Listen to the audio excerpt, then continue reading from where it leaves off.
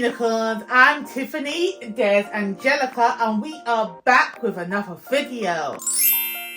Today is the kickoff of the Christmas season for me because when you're seeing this, it should be December 1st. It should be December 1st, and December means it's Christmas season. Now, one thing about me is that I'm lazy. So I don't really have Christmas decorations to put up. However, I do have a oh dear. It says oh dear. I found it in my auntie's closet. So it's a Christmas jumper. Yay me. And I put on my red hat for the occasion because I'm about to go outside and it's cold. So I thought, let me just get dressed up, ready to leave my house, but come and give you some Christmas book recommendations before I leave, before we get out of here. So, with all that being said, let's get into the video. Let's get into the list. So the first book that I do want to recommend is Only for the Holidays by Abiola Bello. I believe that pronunciation is correct. Sorry if it's not. So this book, why am I sitting on my foot for? My fat behind's making my leg go numb. Sorry. So this book, Only for the Holidays, it is a YA romance set in England, set in Britain, and it's a fake dating YA trope where we have a country boy and a city girl meeting at a holiday farm resort type of place, and they make a deal with each other to pretend dating for their own nefarious reasons. But this book is so fitting for the fact that it's YA, and because these characters, they're still trying to figure out who they are. They're still trying to figure out what this crazy thing called love and relationships is all about. And I say that to say that even though these are YA characters, these characters are in college in sixth form. They're 16, 17, 18 years old. However, the problems that they're facing, what they're going through, it could have been applied to any age category. Because you can still be in your 20s, in your 30s, hell, you can be in your 40s and still not realize that the person that you're with, if they love you or not, they should love you. Or you could go on a little temporary break and find your significant other sleeping with your best friend. It's not contained to the age category that it's in, but the fact is that this is a YA book dealing with these things, and the way that these teenagers deal with their problems, I found it very refreshing. And you already know I'm not a big YA girly because I just don't really connect like that. This book was fantastic. I enjoyed it. It was cute. It was fluffy. And it brought Black British flavour to the countryside that I rarely see in books. Okay, because when you think about black love stories or black British stories, it's always based in the city. Okay, because that's where you're gonna go and find a majority of black people in the UK. It's gonna be a city. Okay, this is in the countryside. We on a farm. Okay, we got black people riding horses. I loved it. I'm here for it. Fantastic book. The next book I do want to recommend is Merry Inkmas by Talia Hibbert. Now, if you don't know about Talia Hibbert, she can write a romance book. And this book is no exception. So we are following 3 individuals in this story, and they are all in desperate need of happiness. And before you get excited, before I dive into it, this is not a menage a trois. This is not a polyamorous romance Christmas story. No. What we are focusing on a barista who was a barista, coffee worker. They were focusing on one of her customers, and we're focusing on a homeless man who they are trying to help. So the relationship is between the two people, and they're helping the homeless man. And I just felt like this is perfect for this Christmas season because it is heartwarming, but we still have some spicy sexiness going on, and it's all about giving back, helping others, helping people come together during this time. I appreciated it, I liked it, and it was short and sweet read. So if you do like Talia Hibbert's work, don't give this book a miss, okay? It's giving the same vibes that we all know what Miss Hibbert can put down. The next book I want to recommend is A Novel Christmas, and I believe it is by somebody called Charity. I just bit my tongue. Why is my tongue so fat?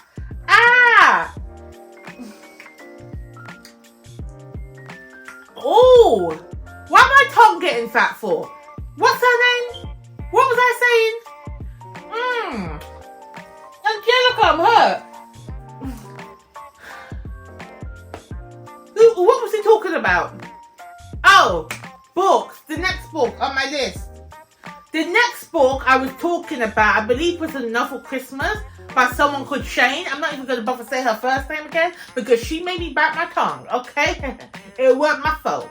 Anywho, what this book is about, we are following a author, I believe. He was a firefighter, she was the author. Yeah, we are following an author who mainly writes romance, who's in a writing slump. And her agent says, okay, look, by this time next year, I want you to put out a Christmas romance story. So what you need to do is take yourself away, take yourself in a little vacay, and get some information, find your moves. And this is what our main girl does. She goes to a little town, I believe it's a Christmas town. Is it called Christmas Town? If I'm remembering correctly. Yeah, so she goes to a town that is just obsessed with Christmas. It's Christmas 24/7, and it just so happens to be that time of year. And when she's there, she rents an Airbnb, a little cottage from a fireman. Oh, and you love a man in uniform. And I'm so happy he wasn't a Santa Claus. He was actually a fireman. Because I can't get with the get down of you getting freaky with Santa. Okay? Anywho. So, it was a cute story. Was there spice in it? There was. There was a little bit of sexy time in it. Not over. I think there was like 1 or 2 scenes. And it wasn't even major. So, it was a cute story. It was a nice sweet read. And it's perfect for this time of year, as I said. This is why it's on the list, okay? The next book I just came across through my library. I have never heard of it before, but it said the audiobook is available now, and I just felt that's something Christmassy to read. And that is Truly Everlasting. Now, after reading this book, I said to myself, this book would have been better as a movie. That's what I said. And you know it, this book is a movie. This book is a movie. Now, did I watch the movie? No, because I just read the book. I weren't in the mood to go watch the movie of the same story. But let me tell you what this book's about. This book is about 2 people, obviously, because it's a romance. Old friends from Houston, Texas. Now, the girl, the main female character, she has a son called Austin. He's 4 years old. All he wants for Christmas is a daddy. All he wants for Christmas is a daddy, someone to just for Christmas, and that's what he asked Santa for. So our female main character, the name evaporates from my head, so we're just gonna call her the FFC. She has 2 male best friends. I think one of them was her cousin, but who grew up together, and she always butts heads with this man. But this man comes back to their hometown for Christmas. He reads the letter that the son wrote to Santa and says, you know what? I'm gonna be your daddy for Christmas. Our main girl's not happy with that. She doesn't want that to happen. But the man's just like, you know what? I'm doing this for your son because he deserves his Christmas wish to come true. This is what I would say is a frenemies, because they are friends, but they're enemies. So it's a frenemies to lovers type of story. Now, what I would say about this book is that it moved too fast. The romance in this book moved too fast for me. I didn't see enough of them hating each other before they got down to get down. It just was just like, oh, I'm back now. Okay, I hate you, but yes, let me get into them panties, okay? Because I'm going to pretend to be I'm going to pretend to be your little boy's daddy. I want to get in them panties. It was too quick. That romance was too quick, but it was a sweet story. And I wish I watched it as a movie better than read the book. So I think I might watch the movie next year, Christmas time, because it's still in my head, okay? There was a bit of drama, by the way, with her ex-husband, with the ex-husband's family, which I wish played out bigger, which was more the main focus of the story. But overall, Truly Everlasting was a little sweet, was a good book to read for Christmas, yeah. That's why I'm recommending it, okay? Oh, the next 2 books are by one of my favourite authors this year. I just discovered this author this year, and I've been eating. Actually, I haven't been eating, because you don't eat books, but I've been reading all her works, okay? She is one of them authors where, if she got a new release, automatic read. I ain't gonna wait. You're gonna see me there, and that's none other than Bella J, okay? If you don't know, I read 1201 by her. Fantastic book. Had me in my feelings, had my energy up. I was arguing with myself because I'm reading solo, okay? But anywho, this is a Christmas story now. First book that she wrote It's Christmas, what's it called? Finding Christmas. Again, this book is short, so I don't want to give too much away, but it's a second chance romance story, and it's about these two characters finding their way back to each other and watching their journey and how they reconnect. It was adorable, it was sweet, it was get you filled with the holiday spirit. Let me tell you something about these Jacob brothers, the trio of siblings in the book. They have got to be my favourite trio of brothers. They have got to be my favourite group of siblings I have read this year. Okay, I need more of them. I need it all. Bella Jakes, give me more. Give me more of the Jacobs. The second book I read by her is called Mistletoe Blues. Oh, Mistletoe Blues. It's short and it's steamy, okay? There is so much packed into this little tiny book. I don't know how many pages it is, but it's a little short novella. So what's this book about? This book is about Blue. He works as the Santa Claus in the shopping centre. What do you call it? In the mall? He works as a Santa Claus in the mall. And our main female character, I believe her name is Joy or someone like that. Anyway, she gets dared by her sister. I ain't gonna tell you about the dare, but her sister gives her a series of dares that she has to complete by the end of the night. Now, I'm not gonna tell you about the dares. I told you it's a short book, but Mistletoe Blues is short, it's nasty, it's steamy, it's everything you want for a Christmas novel. Both romantic and sweet, okay? And the relationship between Blue and Joy, their connection, and also the family bond between Joy and her sister, their banter, their back and forth. I need more of it. I need more. Bella J, you could have wrote more. I love what you gave me, but I still want more, okay? So if you haven't picked up any of these two books, I suggest you go ahead and start reading. The next book I do want to recommend is You Make It Feel Like Christmas by Tony Shiloh, I believe that's how you say the name. Now, this book had me emotional in a sense that it made me mad. It made me mad. Now, if you ever read Only for the Week by Natasha Bishop, and you know the situation in that book between the sisters and the ex-boyfriend and the new fiance, that's exactly what we have in this book. Because we have our main character, Star Lewis, whose man breaks up with her, and the same night goes and hooks up with her sister, and her sister just thinks it's okay. Thinks it's because he wants me. So it's fine for me to go out with your boyfriend on the same night he breaks up with you, because the technicality is that you two was not together. And now you're getting married, and now you're pissed because your mom is forcing you to bring your sister to be part of the wedding. Anywho, I don't want to give it away. That's the situation that Star is dealing with when she comes back to her hometown. And not only that, she's just been laid off her job. So she's taken a lot of L's recently. And it's Christmas time. There's meant to be a Christmas Eve wedding. And she's just like, you know what? I'm just going to do this for my family. Because I don't even like this man no more. I'm just going to try to be here with my sister, but your sister's ungrateful. Anywho, that's what got me heated. Let me tell you, this book was cute for the sense that Star, she did get a win. Because she found a little cute boy who's working in a Christmas all year round store, you know. When her older brother's best friend comes over and spends dinner with them, they start to hit it off. They start to click. You know, they start to work together. And it's all up the lead up to this Christmas. Now, this book gave me a lot of things. When I mean, it gave me the drama, it gave me the mess, it gave me the romance, it gave me the holiday spirit, okay?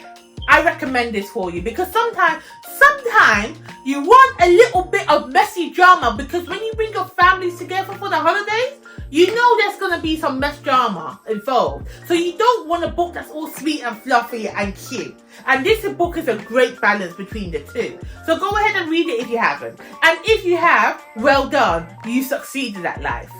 There was another book by the same author that I have not read yet. It is called The Christmas Catch. Now, I wanted to read it, but, you know, my library's taking too long. Too many people are trying to read these Christmas books. But I believe since I like You Make It Feel Like Christmas, I'm hopefully the Christmas cats will have the same type of drama, the same type of mess, the same type of cutesy Christmas feel in the other Christmas book, okay? So there you go. There's two options by the same author again for you, okay? If you had read both of these books, let me know if they're giving the same vibe, or let me know if the Christmas cats is giving me the same energy as you make it feel like Christmas. I want to know.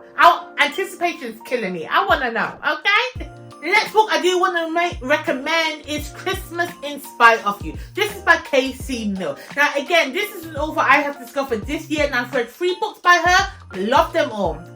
They each gave me something new, something different. So in this book, we have an Airbnb shared room booking gone wrong, because we have a Christmas loving fanatic who needs money and was meant to go home to see her family, but then she got sick. So she forgot, or she made a mistake when she was sick, and she forgot to cancel the booking. So then we have Mr. Scrooge, who's the love interest, who's come to stay at her apartment. And he's just like, look, you're the one that failed the booking. I confirm you didn't cancel in 24 hours. So either you're going to let me stay or you're going to pay the penalty. And she broke at this point. She can't sacrifice this money. So they end up sharing the apartment over the Christmas season. And we have a happy-go-lucky Christmas girl that loves the Christmas festivity. And then we have a Mr. Scrooge character who doesn't care about Christmas. He wants to work and secure a client. Oh, heads are butted. It was a fun read. It was a cute read. It, again, is on this list because it's giving you that Christmas energy. And again, what I did like about this is that you got your dual perspectives. It was a well-balanced exchange between those that don't like Christmas, between those that do like Christmas, and the relationship, the romance was kind of a slow build, tension-heavy, forced proximity.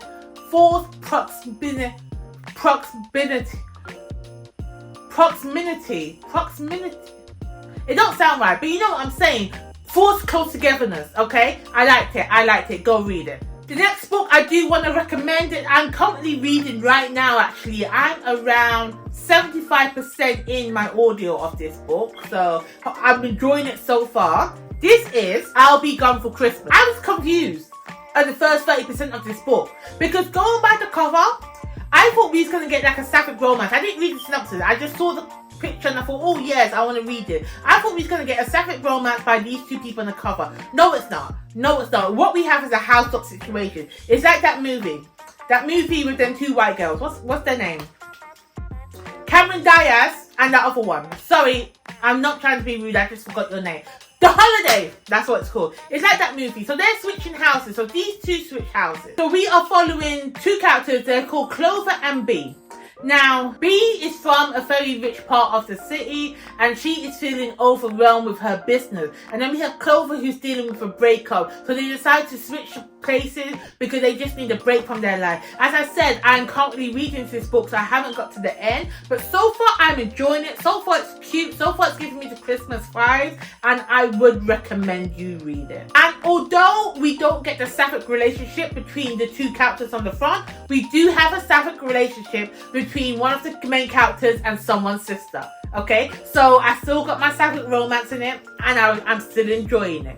The next book that I do recommend is similar to I'll Be Gone for Christmas in the sense it reminds me of that movie, The Holiday. And that is none other than The Most Wonderful Time by Jane Allen. And if you don't know Jane Allen, she did Black Girls Must Die Exhausted, them whole 3-book series. So I'm going to read this book next after I finish I'll Be Gone for Christmas. But all I know that this book is about one girl called Ramona who's been lying to her family about a failed relationship, so she needs to escape from them because I believe she had a fiance. She's been lying about she's getting married, but she broke up. There's no wedding and she hasn't told her family that. Then we also have another character in Malibu who needs money to pay taxes. I don't know what's going on with American tax system. I don't know what's going on there, but she needs money. And she lives in a beachfront property in Malibu. So the 2 women decide to switch houses. I'm hoping if I read this right after the other one, that I don't get fatigued with this whole house swap situation. But then I do like it. I do like the house swap, new experience. I do like that trope. So maybe I will enjoy it. Please let me know if you've read this book. Is it worth it? Actually, no. I don't want to know your opinion. I'm going to read it regardless. I'm going to read it. The last book I have on this list to recommend is Second Chance Christmas. One, and this is by none other by Jaquel, I think that's how you say her name, Jaquel J. And one thing I've come to love about this author is the range of her pen, okay? It's the range of her writing. At one moment, she's giving me gun banging gangster shootout, urban mafia shootouts on the highway, gangster love. I'm here for it, for the drama. And then on the flip side, we're getting a Christmas holiday special. Okay? A cutesy Christmas contemporary read. I love it. And she does it so flawlessly. So what is this book about? What do we have here? We have a second chance romance. And I feel like I do love a second chance romance because love can never die. But sometimes it does. Anywho, what we have here, we have, again, what I said, a second chance romance. So 15 years prior, back in the day, our main female character and her lead love of her life were together. Tragic events happen. People end up dying. They have never recovered from this tragedy, from their grief. So our main character decides to be like, well, let me leave this small town and let me move on with my life. So she leaves, she gets married, she has a bunch of babies. Now she's getting a divorce. So she's got divorced, and her daddy calls her up and says, look, no, her dad's fiance actually calls up our main character and says, look baby, your daddy's had a stroke, I need you to come on home and help me take care of him. So 15 years after she up and left, she's back in her hometown, okay? She's dealing with her ex-husband and she's rekindling with the love of her life that she left 15 years ago.